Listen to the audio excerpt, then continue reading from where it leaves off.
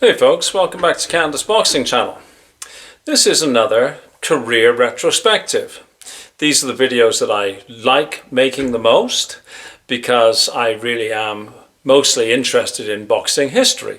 Though of course they get the fewest views. It's always the case, isn't it? I put up something about, I don't know how much boxers make, and it gets like 9,000 views, which is wonderful. I'm very happy. And I put up something about a great champion or contender from the past, and it gets like 50 views. Just goes to show, right? Anyhow, these are the ones I really enjoy making, and I make them because it's most important to me that people remember the great champions that have gone on before. And, if I can only get a small number of people to remember the names of, whoever it happens to be, it's my little tiny small bit of keeping the memories alive. And of course, it's good for me as well. I like to reread about these great champions because, you forget, right? And, it's a little bit of, maybe a bit of a homage to, my dad and my granddad who talked to me about great fighters. So, without further ado, let's talk about the first black heavyweight champion of the world, Jack Johnson. Now, I want to encourage you to go and find the great PBS documentary by Ken Burns called The Unforgivable Blackness. That's the documentary that was aired on PBS that details Jack Johnson's life. If after this little tiny scratching of the surface you've got any interest, go and find that. I don't know if it's on YouTube. Probably is. Most things are these days. But anyhow, Ken Burns' Unforgivable Blackness. So, Jack Johnson. He was born John Arthur Johnson on March the 31st, 1878 in Galveston, Texas. He was the son of former slaves. So that just shows, what a different world. His mum and dad had actually been owned by somebody. I mean, it makes your head spin, right? He grew up in poverty, but he had a fiercely independent spirit. And that independent spirit would continue through his entire life.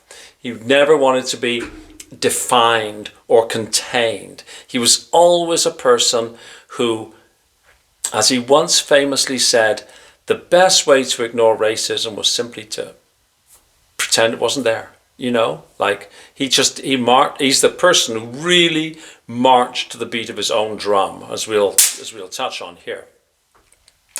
As a little, young person, he started work early. He worked as a dock worker. He was a horse trainer. He was, a horse groomer. He eventually made his way to Dallas. But it's interesting that he said in his own memoirs that he never experienced racism as a child because everybody where he grew up was so poor. He said the white people who made him cookies treated him exactly like they treated their own kids. So it was a childhood that wasn't stained with racism that actually seriously affected his, adult life, right? He started fighting, and of course at this time in many of the states in the United States, boxing or prize fighting was, of questionable legality, right? It wasn't universally legal. And he started fighting in like battle royals, just like in the wrestling world, a brutal contest where, mostly black fighters fought for the entertainment of mostly white spectators. A little bit like sort of, the Roman gladiator type world. It's certainly very brutal, few sort of rules and whatnot. And of course, this is at a time when people had, 45 round fights, and these were essentially almost like fights to the finish, right? He had a natural skill and intelligence in the ring, and he wasn't so much a brawler as a more cerebral fighter. And he quickly made himself like a name for himself. His official pro debut was on November the 1st, 1898, but he'd had fights before then. And by the way, we must touch on his official box record, which is totally preposterous. Officially, he's 53, 11, and 8, but he actually had hundreds of fights. And one of the reasons is many fights were, like I say, conducted in times of questionable legality. And you also see like newspaper reports, so a newspaper decision. So these fights were held sort of unsanctioned fights, but newspaper people would be there reporting on them. And so they would say, this person beat that person. And it doesn't necessarily make its way onto BoxRec. So as you go back, sort of any time, even really, if you go back much before the 40s, when you start looking at people's records on BoxRec, you have to take them with a pinch of salt, right? But yeah, Jack Johnson, his official record, like I say, it's laughable. And to be entirely fair, BoxRec, I think they have something on their website that sort of, explains that, they can only compile what they have, right? Anyhow, excuse me. So by the early 1900s, Jack Johnson was dominating opponents, but he was denied a shot at the heavyweight title. There seems to have been no massive problem with black people fighting for titles at the lower weights, but the world heavyweight title was considered the sole purview of white people. And there's a real interesting sort of duality to this. On the one hand, people were saying white people are superior and we can obviously beat black people who are primitive. And on the other hand, they were saying, black people have this inherent advantage that they are more, I guess primitive, right? So on the one hand, white people are superior and we can obviously beat black people, but we don't want to let black people compete against white people because they have some, more sort of base level advantage, which of course is absolute tosh, right? It was simply and truly racism. They did not want black people to be close to the heavyweight championship of the world. In 1903, Jack Johnson won what was called then the World Coloured Heavyweight Championship, which he defended 12 times. He was actually one of the longest reigning coloured heavyweight champions. And coloured, of course, is simply the euphemism for African American. It's almost painful when you start looking at these at old books and old writings and old newspaper articles, because the prejudice just leaps off the pages at you, right? I mean, it actually makes for uncomfortable reading, anyways, it is. As I say often when we talk about these historical fighters, we have to remember that it was a different world. And so if you go back and you start doing your own research, don't be surprised if you get offended by what you read, because it is just offensive. It's just, preposterous, right? Now, the various world champions, the white guys who were world champions, included James Corbett, Bob Fitzsimmons, and James J. Jeffries. They all avoided fighting Jack Johnson. There's going to be tremendous amount of J's here. And you know what, at some point in this video I'm going to completely screw it up, and I don't edit, right, because I don't really know how to, and it's just like two guys talking in a pub, right, except I'm talking to hopefully lots of people. So if I make mistakes, they're all my own, but give me a break. Jeffries retired actually in 1904 rather than face Jack Johnson. He was replaced by a guy called Marvin Hart, who also avoided Jack Johnson. In 1906, Johnson beat Sam Langford, a great fighter who we might end up talking about. In 1907, he beat Bob Fitzsimmons, a former champion. But in 1908, Jack Johnson, essentially, he followed the then world heavyweight champion, a Canadian by the name of Tommy Burns. He followed him to Australia. And whenever Tommy Burns would fight, Jack Johnson was there, like, hey, what about me? What about me? What about me? It's to Tommy Burns' credit that he agreed to fight him. And he fought him in Sydney, Australia. Well, according to newspaper reports, Johnson toyed with Burns for 14 rounds and demonstrated his superior skill before the police stopped the fight. So, I mean, I don't know how you really sort of explain this to somebody, but rather than see Tommy Burns comprehensively beaten, the authorities said, that's enough, that's enough, it's all over. Anyways, with that victory, Jack Johnson became the first black heavyweight champion of the world. And, he's a symbol of resistance, and he's clearly inspirational to many who followed in his footsteps, right? Now, Johnson defended his title multiple times, including against the world middleweight champion Stanley Ketchel in 1909. Stanley Ketchel is, again, somebody we might end up talking about, but I mean, I think that I'm going to run out of life before I run out of people to talk about. Now, this fight, you can find references that say it was planned as an exhibition, and you can find references that say it was a real fight. You can also find references to say that Stanley Ketchel and Jack Johnson had agreed to how the fight should proceed. You can find references to say that that's not true. But anyways, what happened is Jack Johnson was essentially, it appears that he was carrying Stanley Ketchel. Not surprisingly, the world heavyweight champion against the world middleweight champion. It appears that Johnson was carrying Ketchel. But then in the 12th round, it was either a double cross or it was planned. I'm leaning towards, from my readings I've done, I'm leaning towards it being a double cross. Ketchel puts Johnson under tremendous pressure. And Johnson is like shocked, sort of like, dude, I've been carrying you. I could destroy you. And now all of a sudden, you're trying to get the upper hand on me? Well, of course, that was a major mistake on the part of Ketchel's part, because Johnson sort of shakes himself up and shakes himself off. And it's like, okay, you do that to me? Now all bets are off. And of course, Jack Johnson knocks out Stanley Ketchel in that same round. So Stanley Ketchel's plan to maybe steal the World Heavyweight Championship from Jack Johnson, he came unglued.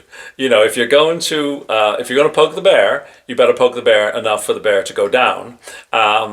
You can't be poking the bear and then saying, "Oh well, hey, we're still friends," because Jack Johnson, once he picked himself up and shook himself off, absolutely slaughtered Stanley Ketchel, 12th round KO. Now, there was a lot of pressure in white America for somebody to beat Jack Johnson. It was considered offensive to white America that the world's toughest man, the epitome of masculinity, was a black man. And so they couldn't find a white person to beat Jack Johnson, so they were desperate to get the former champion, Jim Jeffries, who was actually a very, very good champion. They called him the Boilermaker. And he'd retired undefeated in 1904. They persuaded him to come out of retirement, and he was hailed as the Great White Hope. And it was, that's an expression that carried right on, right to the time when Larry Holmes was boxing, right? That, the Great White Hope. And so Jim Jeffries was eventually persuaded to come out of retirement. And on July the 4th in 1910, in Reno, Nevada, Johnson faced Jeffries in what was dubbed the fight of the century. Now, this originally was supposed to take place in California, But the governor of California eventually barred it. And there was all sorts of scandals about this. You know, they even tried to get the president of the US, President Roosevelt, to be a referee. And there's so much interesting history about this. How the stadium was built in California, then it was disassembled, and it was built in Reno. Because, you know, this is before Vegas, right? Vegas is several generations down the road. Vegas is nothing, right? But Reno was a rail intersection, so it was easier for people to get there. That's why Reno was chosen. It also had the least restrictive laws about boxing at the time. Now, Jack Johnson dominated the fight. It wasn't apparently a very interesting fight. There was a lot of hugging. There was a lot of sort of what we would now call a bit of a snooze fest, to be honest with you. But by the 15th round, it was scheduled for 45 rounds. Can you imagine 45 rounds? Like people would take packed lunches and everything, right? This is going to be a day's entertainment. And Jeffries was beaten. He was knocked down multiple times. And the corner eventually threw in the towel. Now, what happened afterwards were race riots. The type of riots that were not seen in America until the 1960s, during the civil rights era. It was a great fight. It was a seminal victory, and it was one of those sort of, you know, black meets white type things. Probably the most important fight in the United States of America, which kind of means the world, right? Until Joe Louis and Max Schmeling, which was somewhat 20 odd years later. So it was a very, very, you know, big event. And during the fight, telegraph offices would be receiving updates, and you know, boys would be outside telegraph office shouting, you know, like, Johnson's won the first round, Jeffries, you know, like it's so hard to understand. We live in a digital world now where information is instantaneous. But in those days, such was the interest in finding out what happened in these fights that you imagine you're all crowded around a newspaper office, and a newspaper kid comes out and says something like, you know, if we use a modern, like last weekend's example, you know, Beterbiev has got the first round, and then everybody would be waiting for another few minutes for the second report. It's different world, right? You know, in more ways than one, right? Anyways, that weights, by the way, if you just want to, you know, they were low 200s, right? So, you know, these are the sort of sizes of the guys. Now,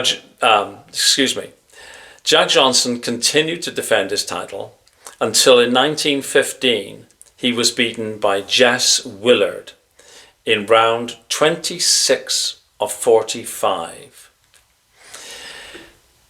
Interesting that if you read reports about that, people will say that he threw the fight and other such things. It really doesn't make sense that he did. Some people say that he threw the fight, but this fight was held in Cuba, that he threw the fight in order so that he could come back to America to serve a prison sentence, which again doesn't make much sense. How does he end up being on the hook for a prison sentence is in itself a very interesting story. Jack Johnson lived life very extravagantly. He drove a lot of fast cars, he wore fine suits, and he dated white women, which at that time triggered the sexual and psychological insecurities of white men, white people, and he being Jack Johnson, flaunted it. Now, a lot of these women that he dated were euphemistically called sporting gals. Today we would call them hookers. But he also married a white woman, and he would occasionally, well, more often, not occasionally, he would often, at his training camps, he would mock white men. He would stuff his groin protector with additional material to make his genitalia look much, much, much bigger than it was already. And that was sort of, thought to be a real sort of insult to white America. Again, it's so hard to explain, but he was really giving it, if you like, to white men and mocking white men, which, was clearly not taken well by white men, I guess, by white people. Anyhow, one of the girls that he was associating with back in 1913, I think it was, he had taken her across state lines, and he was charged under what was called the Mann Act, M-A-N-N, for transporting women across state lines for the purposes of prostitution.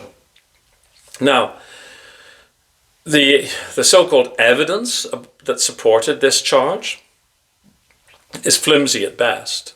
The law itself made little sense, but it was flimsy at best. And many people saw it as racially motivated, which I would say it was, right?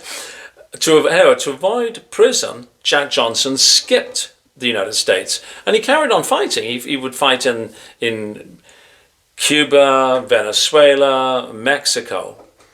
But in 1920, he returned to the US, surrendered himself to authorities, and it's thought that he'd cut a deal, but however, he ended up serving a year, which is what he was originally sentenced for in absentia. He served a year in Leavenworth Prison, where apparently he was the director of physical fitness.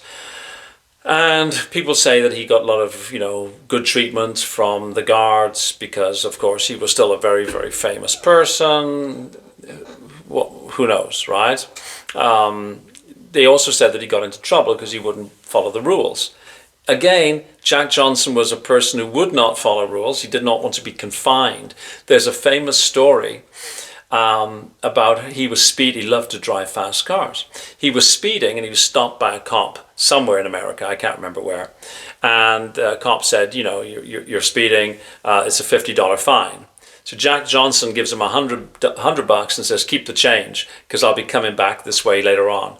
And, whether that's a allegorical reference or whether that's for real, it is one of those stories about Jack Johnson that's been passed down through history. So he carried on boxing. He never ever ascended to those great heights of boxing again. Of course, his skills diminished, but he carried on boxing. He died, he was aged, I think, 68. He died in a car accident. He was on his way, apparently, to see Joe Louis and Max Schmeling. And he had apparently pulled into a restaurant that was segregated. In other words, they would not serve black people. And he was pissed off, justifiably pissed off about that. And he tore off in his car. He had a passenger with him. Passenger survived the accident. Jack Johnson did not survive the accident. So Jack Johnson passed away at age, I think it was 68. I've got my note. Oh yeah, age 68. And this was on a car accident and, a tragic end to a life that was a well-lived life. A life that was inspirational, inspired lots of people, like, for example, Muhammad Ali always said that the Jack Johnson story inspired him. Now, what's interesting is that several US administrations were petitioned to pardon Jack Johnson. I think the first US administration that was asked to pardon him was Ronald Reagan's administration. Then Barack Obama's administration was asked to pardon him. And for whatever reasons, these presidents said, no, we're not going to pardon him. However, in 2018, President Trump in President Trump's first term, signed an executive act of clemency, pardoning Jack Johnson for the crime that had been committed contrary to the Mann Act. And present were Lennox Lewis and then WBC heavyweight champion Deontay Wilder. That's why I thought that was really, neat and justified. That to expunge Jack Johnson's record. He was inducted into the Ring Hall of Fame in 1954, and the last little snippet of information that I found, you are familiar with Dwayne "The Rock" Johnson. Apparently, The Rock's dad's original name was Bowles, and he changed it to Johnson out of respect for Jack Johnson. So when you see The Rock, you know that The Rock surname is a tribute to the great Jack Johnson. So that's 25 minutes and I haven't even scratched the surface. I feel like I've not done this one much justice because there's so much to talk about. But hopefully it's given you a little intro to Jack Johnson, a reminder if you're already a Jack Johnson fan or you know a lot about him. And I refer you, like I said at the beginning, back to Ken Burns' excellent documentary called Unforgivable Blackness. Jack Johnson also wrote some memoirs. He published one in 1927, I think. Interestingly, in my final comment on this, around the car accident time, immediately after, right, when it was known that Jack Johnson had died, a newspaper reporter at the time called John Ladner said that Jack Johnson died crossing the white line for the last time. An interesting epigraph, I guess.